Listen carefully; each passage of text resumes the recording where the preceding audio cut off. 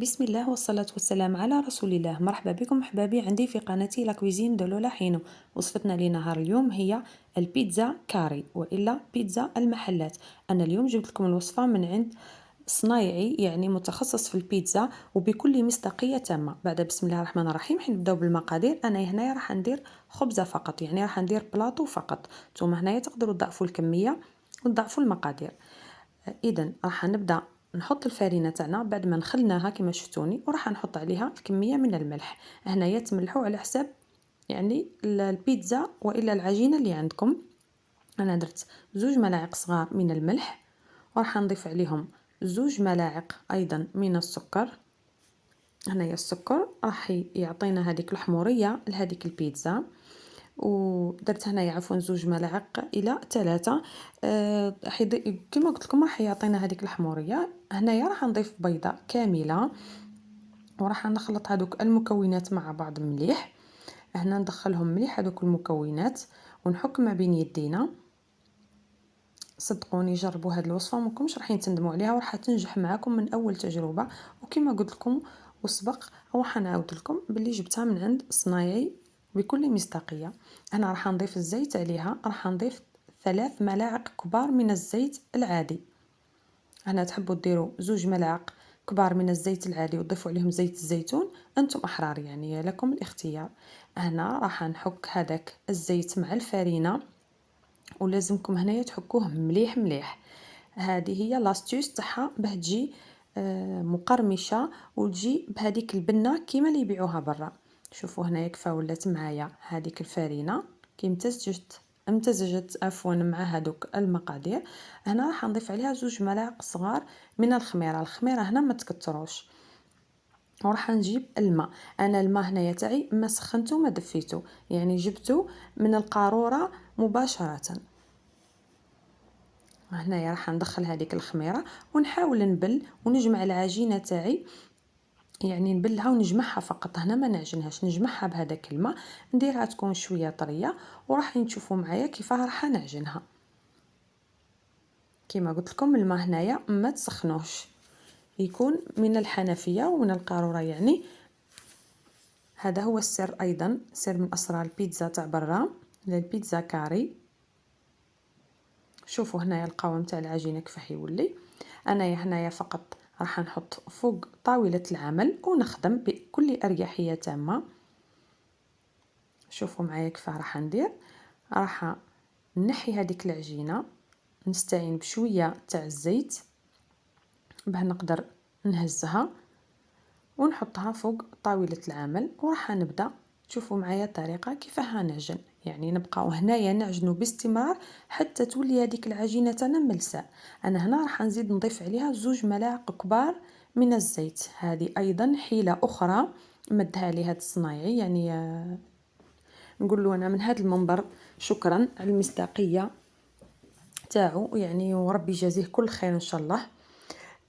اذا شوفوا هنايا معايا الطريقه كيف درتها هكا كي السره، وراح ندخل هذاك الزيت. شوفوا نخليه لداخل ونحاول اني نعجن هذيك العجينه تاعنا عفوا بالزيت. شوفوا الطريقه حتى تولي العجينه معنا ملساء، يعني هنايا دات مني 5 دقائق بالضبط عجن. هنايا في الاخير حنضيف عليها رشه من الفرينه باه تلم لي فقط هذيك العجينه. ومن بعد كي نكمل نلمها راح نحطها في هذاك الغيسيبيون اللي خدمتها فيه. شوفوا هنا القوام تاعها ما تكونش طريه خلاص وما تكونش يعني يابسه.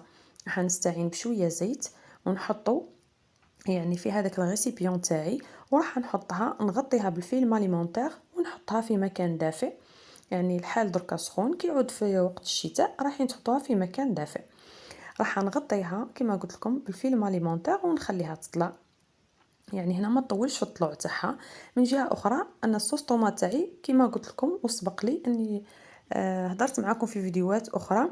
انا الطماطم نخدمها مسبقا ونخبيها.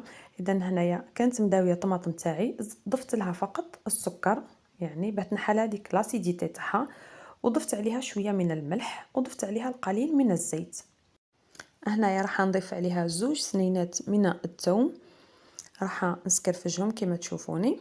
انا هنايا الطماطم فقط حبيت ننوه باللي راني كي نطيبها ونخبيها نحتفظ بها يعني في المجمد راني ندير معاها البصل، يعني هنا باش تكونوا على بالكم باللي الطماطم فيها تاعي البصل.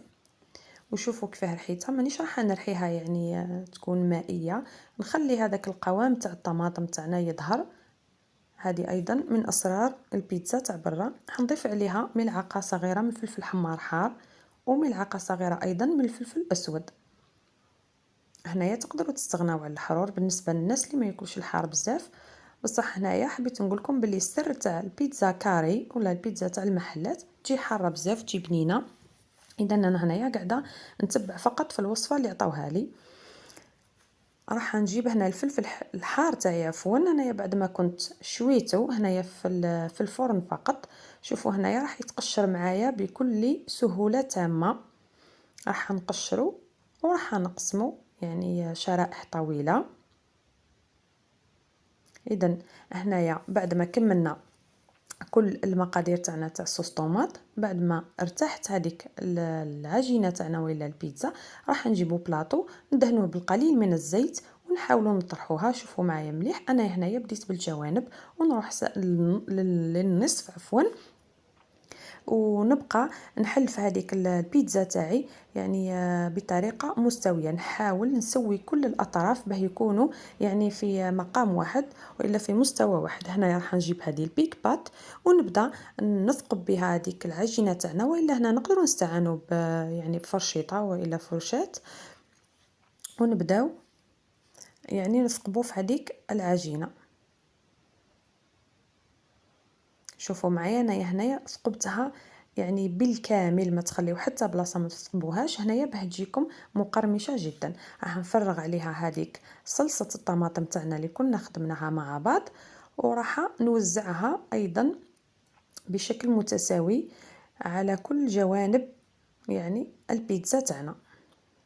وراح نضيف عليها القليل من الزيتون الاسود، هنا حنضيفو حبات، وراح نضيف عليها شرائح الفلفل الحار والقليل من الجبن. هنايا لكم الاختيار، يعني تاع برا كاينين اللي يحطوا لها الفرماج ولا الجبن وكاينين اللي ما يحطوا لهاش، نتوما لكم الاختيار. هنضيف عليها القليل من الجبن المبشور ونزيد نخليها تطلع ولا ترتاح قليلا فوق الفرن. يعني هنايا ما نخليوهاش تطول بزاف. ورايحين نسخنوا الفرن تاعنا. انايا هنايا سخنت الفرن تاعي كي بديت نعجن في هذيك البيتزا، سخنته على اعلى درجه، وكي حطيت البيتزا تاعي حطيتها في الرف الثاني يعني من الاسفل مش الفوق. وخليتها تطيب حتى حمارت، ومن بعد خرجتها من الفرن وصبيت عليها القليل من الزيت وحطيتها. يعني هي من الافضل تحطوها فوق شبكه. انايا هنايا كم ضايق عليا الوقت حطيتها لكم فقط من اجل التصوير باه شفتوها في الشكل النهائي تاعها. راح تشوفوا البيتزا تاعنا بعد ما طابت، صدقوني جات بسم الله ما شاء الله، جات كيما تاع المحلات طبق الاصل، يعني بنه وحرور وكل شيء يعني وقرمشه وكل شيء حبيتوه يعني، والصوره يعني تحاكي نفسها. هنايا فقط احبابي قبل ما ننهي الفيديو تاع اليوم حبيت نذكركم اللي مازال ما اشتركش معايا في قناتي ينزل درك يفعل زر الجرس ويضغط على زر اعجبني هكا باه يوصلكم كل جديد في قناتي، وتشجعوني باه نزيد ندير معكم فيديوهات اخرى وجديده ووصفات يعني مفيده، ونشارككم بكل جديد معايا ان شاء الله.